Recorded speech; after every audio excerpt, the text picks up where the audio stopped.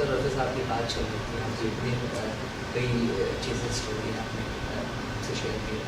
तो सर कोई ऐसा गाना जो रफ़ी साहब का जो आपने एज ए कंपोजर, कोई ऐसा गीत जो आपको बहुत ज़्यादा टच करता है?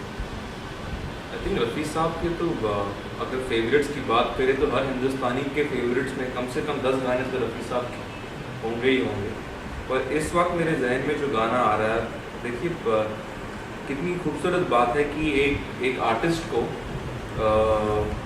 बहुत सारे जज्बात ऐसे होते हैं जो सिनेमा की रिक्वायरमेंट्स होती है। जैसे मैं बता रहा था कि मैं कैसे काम करता हूँ, तो मैं यही सोच रहा था कि जब लक्ष्मीकांत प्यारेलाल को एक सिचुएशन दी गई थी फिल्म हाथी मेरे साथी, राजेश खन्ना साहब इसमें थे।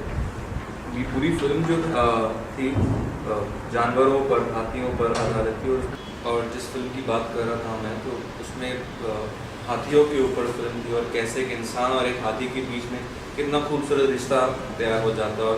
और फिल्म में जो है उस हाथी को मार दिया जाता है और एक उस पे ये सिचुएशन है देखिए, और सिचुएशन उनको दी गई है कि अब जो है उस हाथी का जो क्रियाक्रम करने राजेश खन्ना साहब निकलते हैं और वो गाना गाता है। तो अब मुझे ये तो पता नहीं कि लक्ष्मी प्यारे आनंद बख्शी उन्होंने क्या बात की होगी, लेकिन जो गाना है वो इतना खूबसूरत है कि कुछ छोड़ता ही नहीं है। और इस गाने के लिए उन्होंने रफ़ी साहब को बनाया। गाना कहता है कि नफ़रत की दुनिया को छोड़कर प्यार की दुनिया में खुश रहना मेरे यार। तो वो मतलब मैं जब इस गाने को सुनता हूँ, मैं पापा मुझे कम से कम महीने में 2 बार ये गाना सुनाते हैं रात को बैठ कर। तो मैं सुनता हूँ और हर बार जब मैं सुनता हूँ मैं और उस गाने से और इम्पैक्ट होता हूँ और इन्फ्लुएंस होता हूँ कि कैसे सबसे पहले तो आनंद बख्शी साहब ने उस इमोशन देके हर किसी को जानवरों से प्यार नहीं होता। कुछ लोगों को होता है, कुछ लोग न्यूट्रल होते हैं, कुछ लोग शायद कभी नफरत भी करते हैं, लेकिन एक आर्टिस्ट को कैसे उस भावना को उस टाइम पे डिलीवर करना है। तो उसमें जैसे वो उस गीत में थॉट भी कितना खूबसूरत है कि जब जानवर कोई इंसान को मारे, कहते हैं दुनिया में वहशी उसे सारे। जब जानवर कोई इंसान को मारे, कहते हैं दुनिया में वहशी उसे सारे।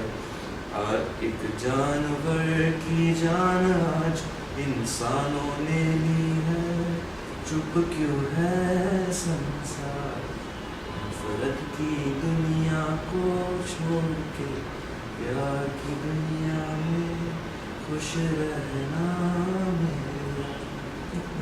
तो इस इतने डीप थॉट को रफ़ी साहब ने पेश किया। He is the one who became the face of the song, और इतनी खूबसूरती से। तो I think that's one of my favourites from my सारे गाने किशोर दा ब्रदर्स का करेक्ट। इस गाना जो था रफ़ी साहब ने गाया, एंड आई थिंक इमोशनली जो सबसे डीप गाना था वो रफ़ी साहब ने गाया। सर तो आपकी फैमिली ने हमेशा रफ़ी साहब जैसे मतलब एक गिफ्ट के तौर पे हमेशा हो गया है, या किसी भी फैमिली, आपके फादर की हो जी, या आपके अंकल की, हमेशा रफ़ी साहब को लेकर बहुत बड़ा गाना पेश किया जी।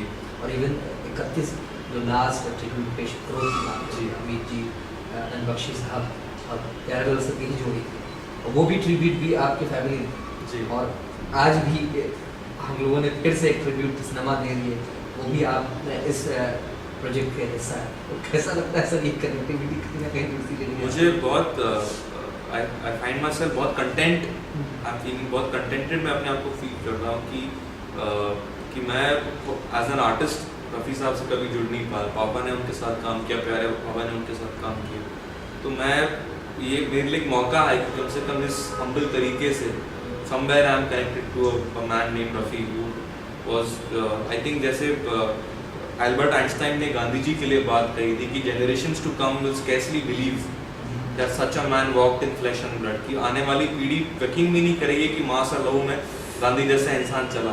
I think the same can be said for Rafi also.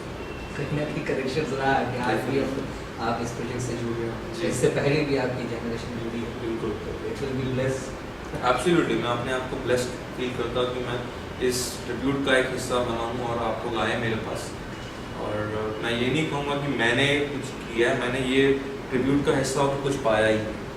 Sir तो जाते जाते मैं चाहता हूँ कि आज की जो जनरेशन है जी मैसेज क्या देना चाहेंगे कि रफ़ी साहब के लिए स्पेशल? मैं आज की पीढ़ी को यही बात कहना चाहूँगा कि हमारी जो संस्कृति है, हमारा जो फिल्म लेगेसी है, जो लोग फिल्म में एक करियर करना चाहते हैं, I think not ignore the history of Indian cinema.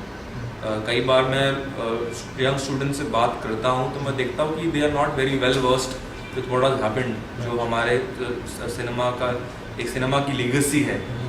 और मुझे इसका एक एडवांटेज मुझे मिला क्योंकि मेरे पापा छड़ी लेकर बैठते थे मेरे साथ। लेकिन that thing has blessed me today. If I could come up with a song like तुम ही हो, if I could do a song like बारिश, इफ आई कुड डू मौला मेरे मौला, कहीं ना कहीं वो जो बीज मेरे अंदर बोया गया था और उसको मैं आज बहुत एंजॉय कर रहा हूँ। मैं आपको कहना चाहूँगा कि जो यंगस्टर्स है, जो छोटे बच्चे हैं, जो फिल्म में करियर करना चाहते हैं, do not ignore the legacy of cinema. और उस लीगेसी में बहुत सारे हीरोज़ हैं and one of the hero is Mohammed Rafi.